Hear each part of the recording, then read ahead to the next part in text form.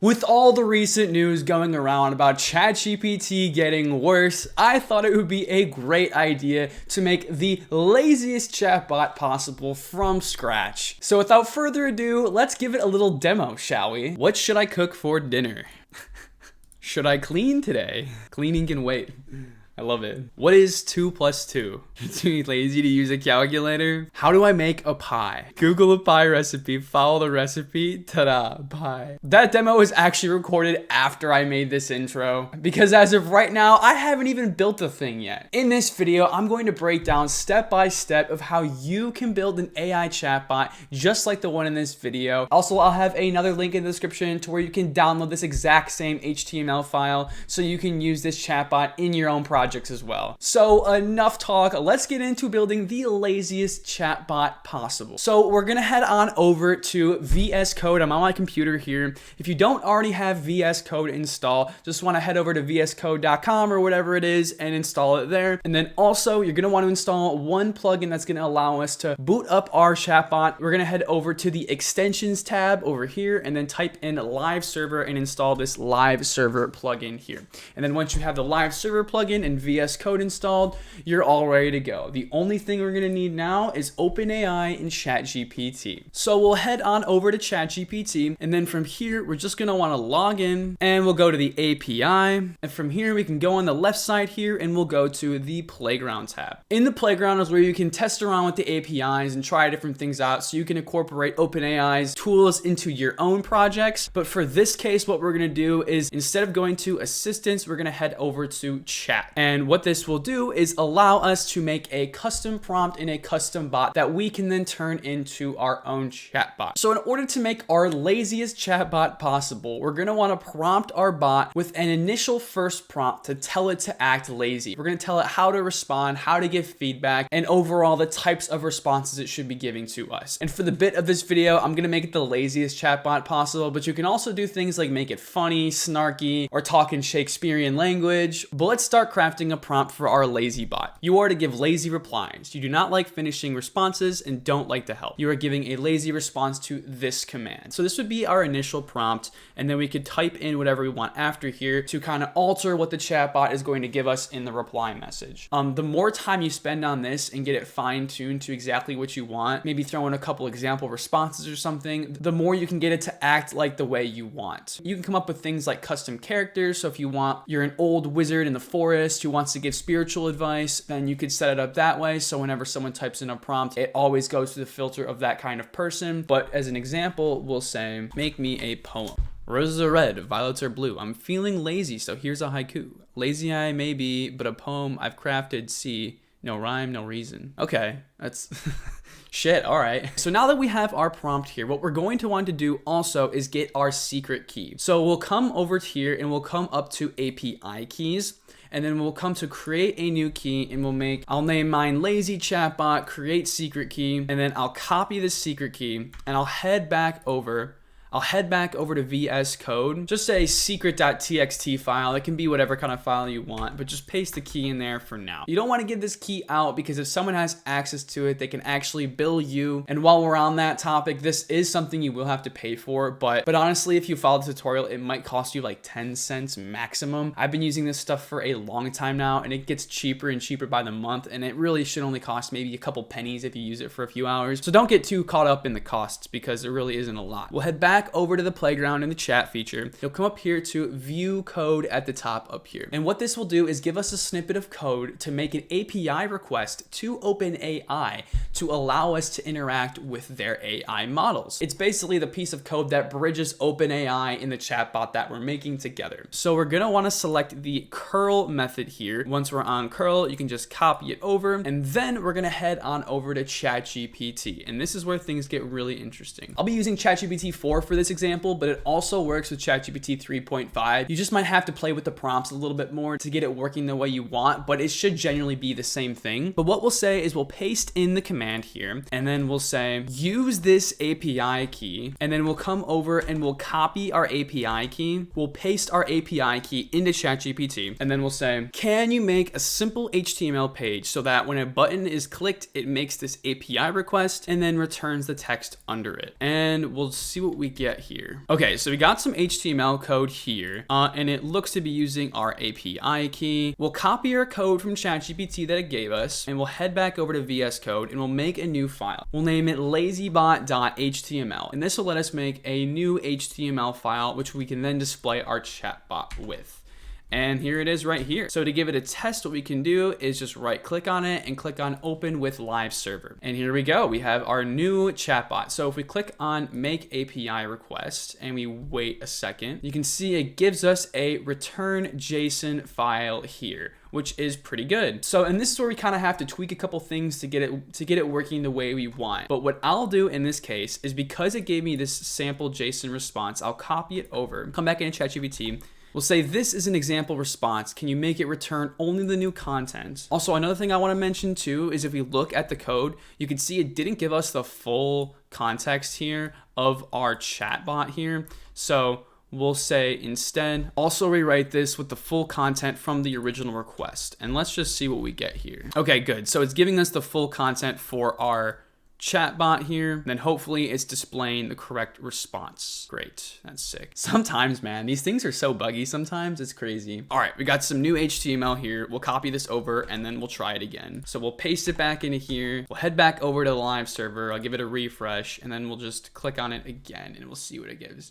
Sure, whatever. Okay, so it gives a good response to that. All right, perfect. What we want to do now is we'll ask it, can you edit input field above the button and make it so the text from that goes at the end of the first content text? So what we're trying to get it to do is add a way for us to input some text and then it gets strung on to the end of the initial response that we're trying to give. That would be the "you are a lazy robot," yada, yada, yada. Of course, it crashes again. So then once that complete string of text is made, it'd be the entire setup of calling it a lazy chatbot and then plus the user's request. It would then get submitted and then return back the response with that context of being a lazy chatbot. So we'll copy the code and then we'll paste the code back in here. Make sure to hit Control S to save it, and then we'll head back over to our tab over here. So now we can enter in our text. So we'll say, write me a poem. There once was a poet so grand, whose rhymes were truly unplanned, but alas, I'm too lazy to rhyme, so this poem ends in no time. This is pretty good, but we can do a lot better. We'll turn this up a little bit and turn it into a actual chatbot that has kind of a chat system,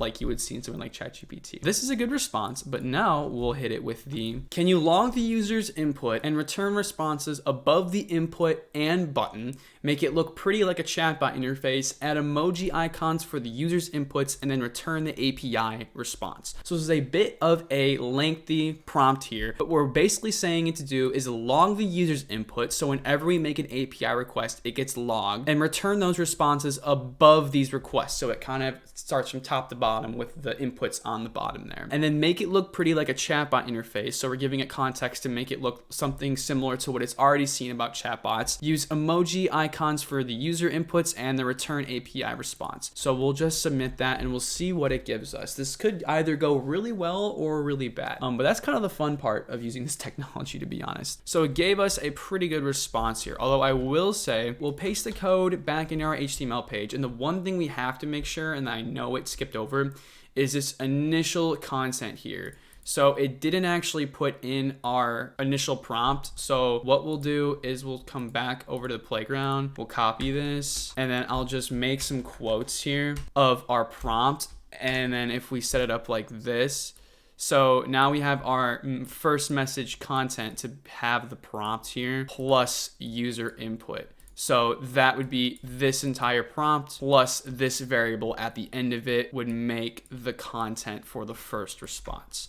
So we'll save that, head back over to our chat window, and look at what we got here. Okay, it doesn't look half bad. Tell me a joke. Why did the Scarecrow win an award? Because he was outstanding in his field. Now enough with the jokes, I'm off to take a nap. Okay, that's pretty all right. I mean, it's not the greatest. Can you do my homework? Well, I could, but then I'd actually have to do something, and that's just not my style, you know? So no, I can't really help you with that one. Good luck, though. That's pretty good. Okay, that's kind of what I was going for. Let's try a new prompt, and we'll get it looking a little bit better. So we'll say, use Poppin's font, and can you make it look a bit nice, have everything aligned to the left, and look nicer. It's been a year since this technology has been released. God, I can only imagine where it's going to be in the next 10 years. We can already build our own mini chatbots nuts. I didn't really have to write a single line of code. Definitely something worth experimenting in, because if you don't know this stuff, I mean, there's gonna be someone who does, and that's kind of a tricky one. It's not that AI is going to replace us, it's more of that people who don't use AI are gonna be replaced by people who do use AI. Suggesting here that you get familiar with this stuff because it might help you. But we'll copy the new code that ChatGPT gave us and we'll paste it back into here. Let's head back over here. We'll copy our command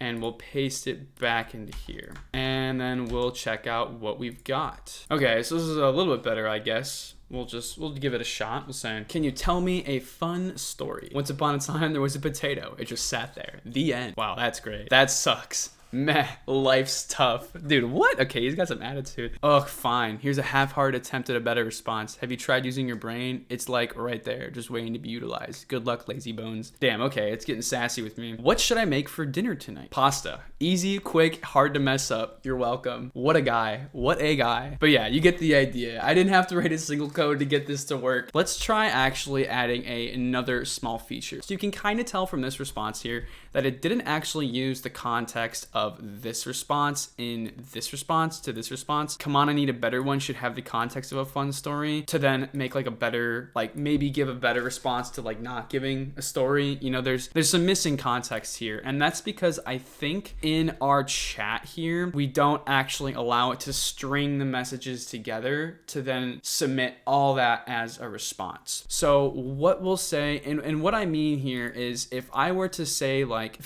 make me dinner in this and click on submit, and then it gives me a response. If I were to view this code, you can see in the messages here, it gives two different messages, right? For this, what we'll do is we'll copy this over and we'll paste it into here. And then we'll say, can you add more messages to the API call to get the context from the previous responses in the new API call? Okay, this can be achieved by keeping an array of messages, okay, and then updating it when the user gives some responses. Okay, that's kind of what we're looking for. All right, cool. So then we'll copy all this over, and what's happening here is it's making this array here. You can tell it's an array by this part here, this user input into the array. And then when it returns, it puts that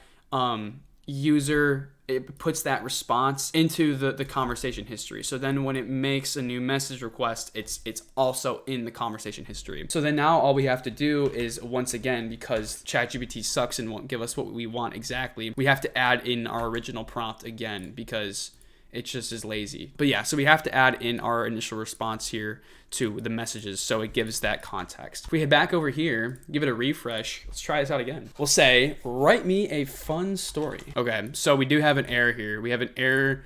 We have this error, cannot read properties, undefined. What I think is happening is it's something to do with the array here. So what we'll do is I'll paste in the error into ChatGPT. I added this to the start. How can I change it? So I added the messages. I want to have this prompt at the beginning of the chat at all times. And then maybe what that will do is just add a first array item. Right, okay, so then it's just saying let the first item be system UR to give a lazy reply. So that's fine. What we'll do is we'll just copy this over then, and then we'll add this to here. So this is the new array that we made. So, okay, that should do it because now we're giving it the first item. We'll also change this to user as well to hopefully give more context. Hopefully this will work. So now we'll head back over to our chatbot here, and then we'll say, write me a fun story. Okay, it doesn't seem to be working here. Let's try this one more time. We'll say, I don't think this is working. Can you make it so the first response in the input always has the initial prompt at the beginning with the user input at the end, only for the first message the user sends? Okay, interesting. So it's giving us a little bit of logic here to add in the user input there. Seeing if it's the first message is true. If it is, then it will add this to the beginning of it. If not, it'll just push. Okay, that should work in theory at least. I guess we'll give it a shot. As I keep mentioning on my channel and a big theme, I don't really know how to code. I mean, I do know how to code, but like all I really know is how to use this stuff.